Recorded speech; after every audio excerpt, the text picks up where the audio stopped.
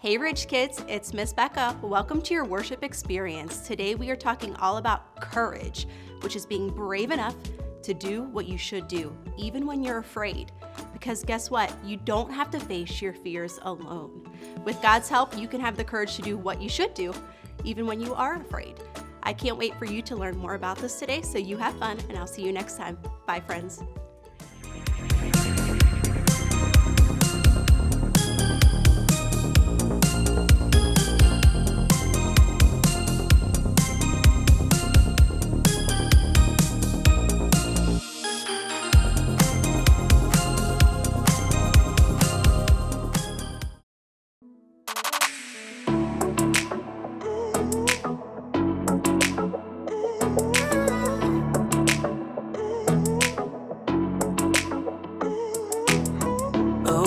I know you're always near,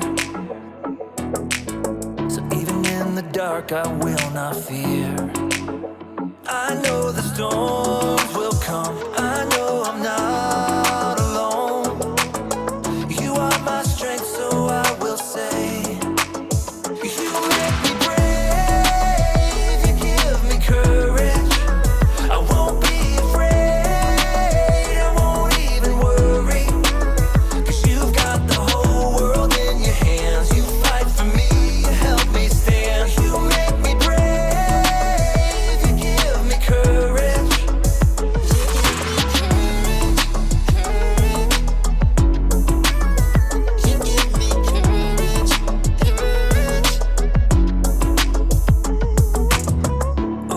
You always bring me peace. You are a fortress around me. Even when my heart breaks, even when there is pain, you will be my strength, so I will say, you make me brave, you give me courage. I won't be afraid, I won't even worry.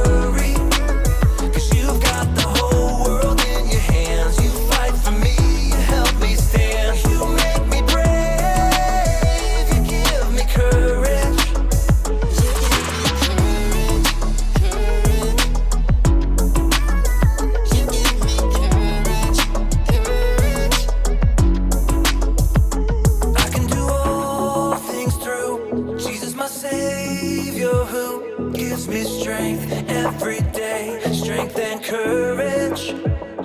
I can do all things through Jesus, my Savior who gives me strength every day, strength and courage. You make me brave, you give me courage.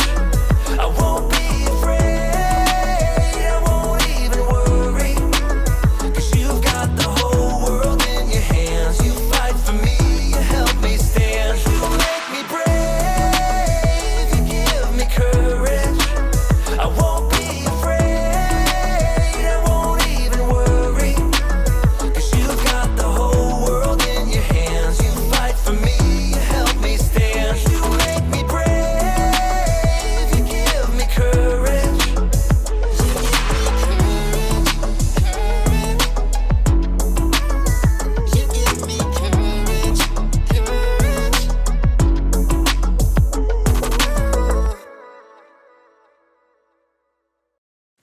Welcome to Story Lab. This week, we're talking about courage, while we take a look at the story of a kid who landed a giant job. Oh, and we're also going to be doing this.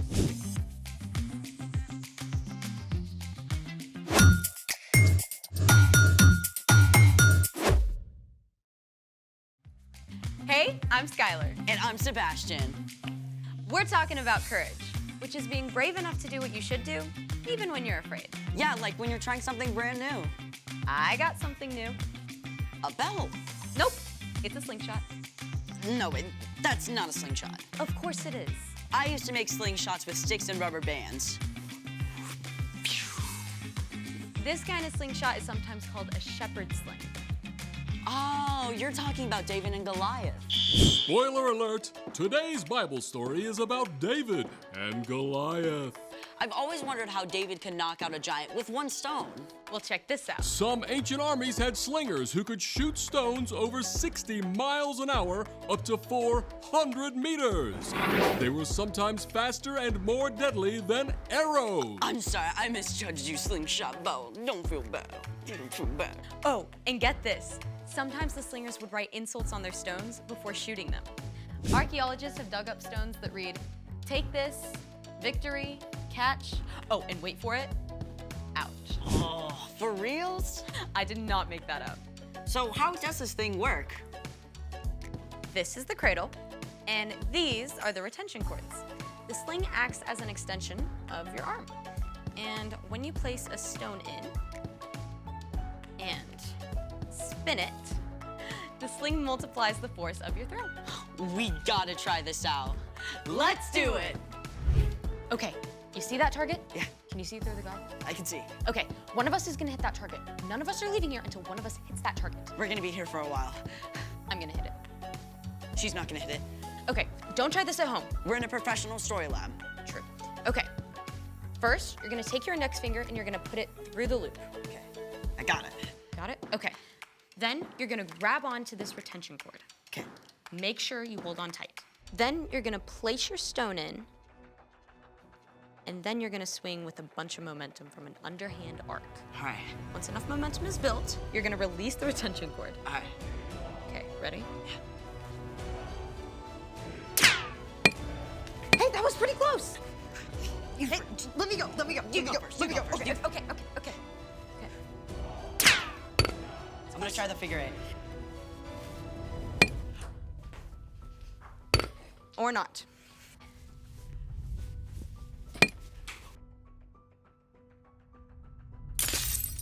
Way harder than it looks. I mean, David had all day, every day to practice in the fields. Which reminds me, it's time for... The story before the story. Today, we're in the 9th book of the Old Testament, 1 Samuel. God promised to bless the whole world through Abraham's family, the Israelites. God delivered them from slavery and led them through the desert to freedom in the land of Canaan. But the Israelites were like a yo-yo. They'd run to God and turn away from God. Run to God, turn away from God. Instead of trusting God to lead them, they begged for a king like the nations around them. And God gave them a king, Saul. But Saul turned his back on what God wanted too. Which is where our story starts. Take it away. Hey, Erica. Hey everyone! At this time, one of the ways God spoke to the people was through a priest. The high priest Samuel had loved and listened to God since he was a young boy, and he was deeply saddened when he saw that King Saul was ignoring God. But God spoke to Samuel. I am sending you to Jesse in Bethlehem. I have chosen one of his sons to be king.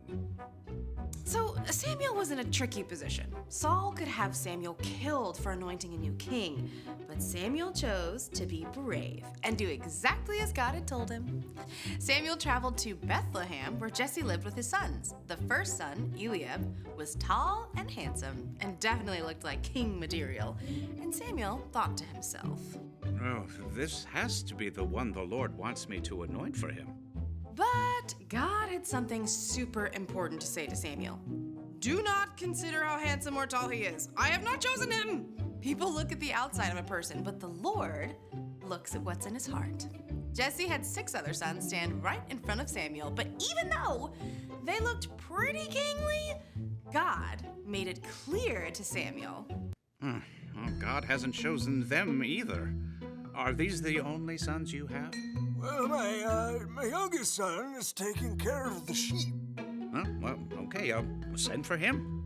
So of course, Jesse sent for his youngest son, David. And when David showed up, well, he looked and smelled like he'd been hanging out with, well, a bunch of sheep. But God was looking at David's heart instead of his haircut. He told Samuel, Get up and anoint him. This is the one. So Samuel poured oil on David's head, a special sign that God had chosen him to be the next king of Israel. Okay, now, just to be clear, David was not king yet. In fact, Saul didn't even know there was a new king waiting in the wings. He was busy leading the nation. and later trying to fight off a Philistine invasion. And the Philistines had a secret weapon, a warrior more than 9 feet tall, named Goliath. Choose one of your men. Have him come face me to decide this war. I dare you. Obviously, the Israelites were terrified. For 40 days in a row, they cowered behind the battle line as Goliath repeated his dare. Now, David's brothers were part of Saul's army. And after all this time, their dad wanted to make sure they were okay. So, Jesse told David to leave the sheep behind and take some food to his brothers. David arrived just in time to hear Goliath's challenge. Come and fight me. I dare you. Right away, David turned the men around him. He's bringing shame on Israel and trash-talking God. Someone has to fight him. Word got back to King Saul that this kid was asking about Goliath. So Saul sent for David. Don't let anyone lose hope because of this Philistine. I'll go out and fight him. You're too young. When I'm taking care of my father's sheep, sometimes a wild animal attacks. I go after it to save the sheep. I've killed a lion and a bear. God saved me from them, and he'll save me from this Philistine. Go. May the Lord be with you. At first, Saul wanted David to wear his own armor. But it was super heavy, and David wasn't used to it. So David shrugged it off and went and found 5 smooth stones from the stream instead. Come and fight me! This time, when Goliath made his challenge, David stepped forward. The warrior mocked him. Come over here. I'll feed you to the wild animals. You come against me with a sword, but I come against you in the name of the Lord. He'll give me victory over you. As Goliath moved to attack, David raced forward. He took one of those stones, fit it in his sling, and spun it with all his might. The stone sliced through the air and hit Goliath squarely on the head. Ow. The giant swayed and fell to the ground, dead. When the Philistines saw their hero was dead, they panicked and ran. The Israelites chased them until their whole army scattered. And Saul was so impressed with David, he invited him to come and live at the palace. The end. That story gives me the chills, no matter how many times I hear it. I mean, how did David have the guts to do that? Well, David had gotten in the habit of talking to God every day and asking for God's help to protect the sheep. So when he came up against something that seemed impossible, He had practice. He was ready. so what's our part in the story? Now, I don't think any of us will meet a 9-foot-tall giant soon, but you probably are going to face something that feels big and impossible. Maybe someone you know is sick. You're super nervous about visiting them, but you can encourage them and show them God's love, even when things feel dark. Or maybe your giant is PE. I have a friend who hates running. She was gonna pretend to be sick on the day she had to run a mile in PE. What happened? Well, we talked to God about it together, and she got out there and ran. Wow. Yep. You don't have to do the impossible alone. Jesus went up against the biggest, scariest thing of all, death, and he defeated it. God raised Jesus from the dead, and when we believe in Jesus, we get to face our fears with the very same power that raised Jesus back to life. All right, you guys, I'll see you next time. Bye, Erica. So here's the thing. You can do what you should, even when things seem impossible. Like actually trying to hit the target with this thing. We looked a little weird. Yes, we did. Wanna try again? Absolutely. Thanks for joining us in the Story Lab. See you next time.